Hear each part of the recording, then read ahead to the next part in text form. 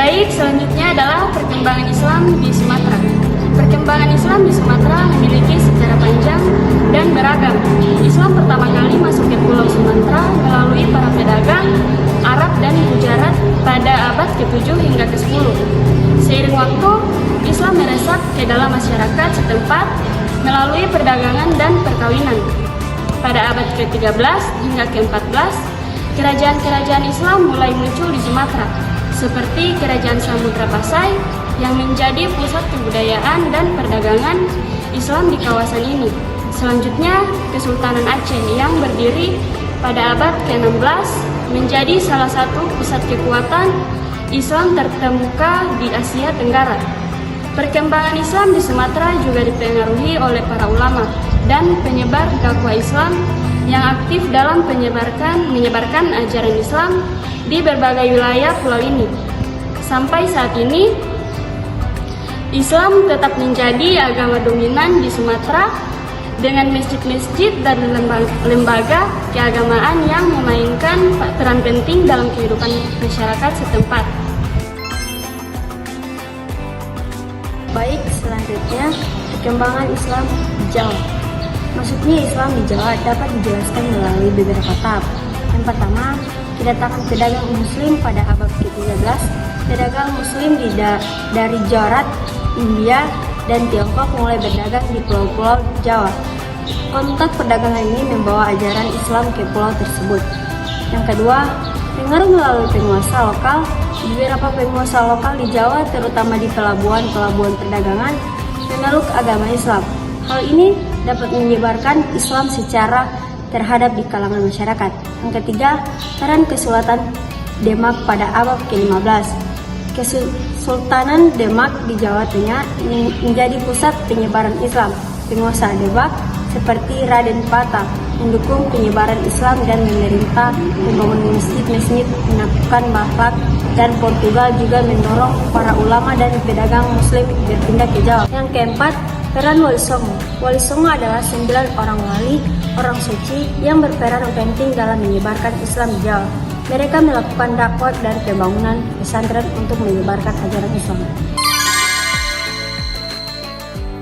Selanjutnya di sini perkembangan maksudnya Islam di Sulawesi. Perkembangan maksudnya Islam di Sulawesi mengikuti pola serupa dengan perkembangan Islam di Jawa, meskipun dengan variasi khusus sesuai dengan konteks, sejarah, dan budaya Sulawesi. Berikut ini adalah beberapa faktor dan tahap dalam masuknya Islam di Sulawesi. Yang pertama, kedatangan, perdagangan, dan penyebaran awal seperti hal di banyak wilayah Indonesia, perdagangan menjadi jalur awal masuknya Islam. Perdagangan dari dunia Islam membawa ajaran Islam ke pelabuhan-pelabuhan di Sulawesi. Yang kedua, peran Kesultanan Goa. Kesultanan Goa di Sulawesi Selatan memakai peran kunci dalam penyebaran Islam. Pada abad ke-16, Kesultanan Goa menjadi Raja Goa Sultan Alauddin, dikenal sebagai pelindungan dan penyebaran agama Islam di wilayahnya. Yang ketiga, penyebaran melalui penguasa lokal. Beberapa penguasa lokal di Sulawesi, terutama di bagian selatan, mengadopsi agama Islam. Mereka memakai peran penting dalam mengajarkan Islam kepada masyarakat setempat. Yang keempat, dakwah dan peran ulama. Dakwah dari para ulama dan guru agama memperkuat keberlanjutan penyebaran Islam di Sulawesi. Mereka mendirikan pesantren dan masjid figur kunci dalam pendidikan dan memperkenalkan ajaran Islam kepada masyarakat. Yang kelima, kontak dengan Kesultanan Makassar. Kesultanan Makassar di Sulawesi Selatan juga turut berperan dan penyebaran Islam. Kesultanan ini memiliki hubungan dengan pusat-pusat di Nusantara dan perdagangan serta pertunjukan budaya menjadi saran penyebaran agama Islam. Secara keseluruhan, masuknya Islam di Sulawesi melibatkan proses yang melibatkan perdagangan, penguasa lokal, peran kesultanan, dan dakwah ulama. Interaksi antara elemen-elemen ini membentuk perangkat pembentuknya masyarakat Islam di Pulau Sulawesi. Baik, selanjutnya adalah perkembangan masuknya Islam di Maluku. Maluku dan sekitarnya antara tahun 1400 sampai 1500, abad ke-15, Islam telah masuk dan berkembang di Maluku. Dibawa oleh para pedagang muslim dari Pasai, Malaka, dan Jawa.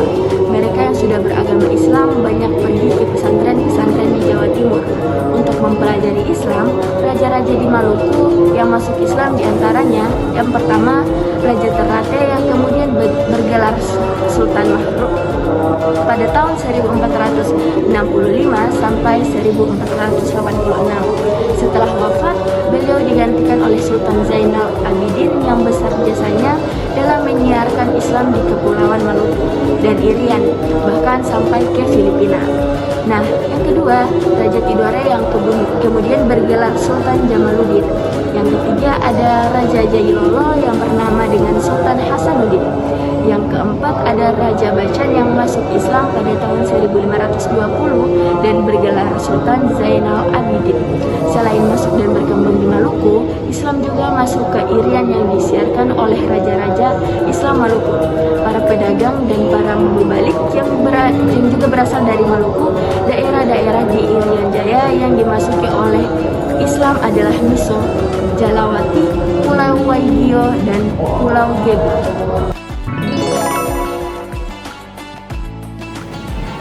Oke, selanjutnya saya akan menjelaskan proses masuknya Islam ke wilayah Papua. Islam di Papua diawali oleh pengaruh dari kerajaan Islam di Maluku, seperti Kesultanan Ternate, Kesultanan Tidore, Kesultanan Jailolo, dan Kesultanan Bacan. Mereka membuat piagam persyaratan untuk membagi daerah penyebaran agama Islam dan kemudian berhasil memperluas pengaruhnya hingga ke wilayah Papua bagian barat, seperti Kepulauan Raja Ampat, Fak-Fak, dan Kaimana. Selain itu, Islam juga dikenal melalui perantara orang-orang buangan yang beragama Islam yang berasal dari Sumatera, Kalimantan, Maluku, dan Jawa, serta melalui jalur perdagangan dengan pedagang suku Bugis dan Arab. Meskipun terdapat pertanyaan dari masyarakat asli Papua bahwa Islam berasal dari Papua itu sendiri, namun sejarah awal Islamisasi di tanah Papua masih menjadi perdebatan antara para pemerhati, peneliti, dan keturunan raja-raja di wilayah tersebut. Sejarah masuknya Islam di Papua dan proses penyebarannya memiliki banyak versi dan penafsiran. Para ahli sejarah masih belum menemukan kesepakatan dan kepastian tentang kapan dan bagaimana Islam masuk di Papua. Berikut saya akan paparkan 5 pendapat tentang penyebaran Islam di Papua. Yang pertama adalah versi Aceh. Menurut pendapat ini, Islam masuk di Papua melalui mubalik Aceh bernama Abdul Ghaffar pada tahun 1360 sampai tahun 1374. Dalam buku sejarah masuknya Islam di Fak-Fak 2006, karya Pemda Fak-Fak, Raja Rumbati Ibrahim Bau menyampaikan bahwa Abdul Ghaffar dan teman-temannya mendarat di Fatagar Lama, kerajaan di Fak-Fak, setelah mencari rempah-rempah dari Maluku. Selanjutnya yang kedua yaitu versi Arab. Pendapat ini menyatakan bahwa penyebaran Islam di Papua mulai dilakukan oleh Syarif Mu'az Al-Khatan di Katimunin Fak-Fak. Syarif Mu'az merupakan seseorang sufi dari Yaman yang mempunyai gelar Syekh Jubah Biru. Syarif Mu'az menyebarkan Islam di Papua pada pertengahan abad 16 Masehi. Yang ketiga yaitu versi Banda. Pendapat ini menyatakan bahwa Islam di Papua berasal dari pedagang-pedagang Bugis melalui jalur Banda, Fak-Fak, Serang Timur. Proses Islamisasi dilakukan oleh 2 orang pedagang sekaligus mubalik bernama Jainun dan Salahuddin dari Banda pada pertengahan abad 16 Masehi.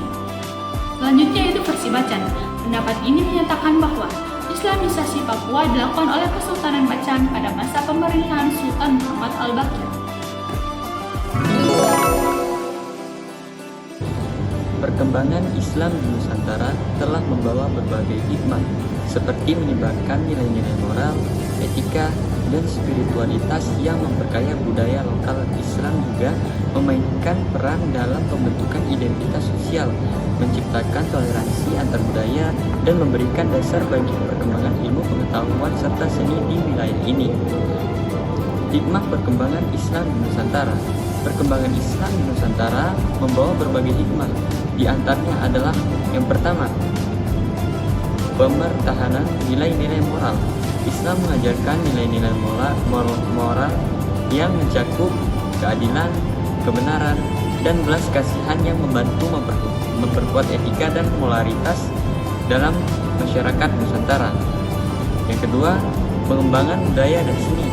Islam memberikan kontribusi besar dalam perkembangan seni, arsitektur, musik, dan kesusastraan di Indonesia, memperkaya warisan budaya lokal dengan nilai-nilai Islam.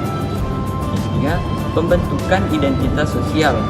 Penyebaran Islam membantu membentuk identitas sosial di Nusantara, mengikat masyarakat dengan prinsip-prinsip yang bersifat inklusif dan menumbuhkan rasa persatuan dalam keberagaman. Yang keempat, toleransi antar agama.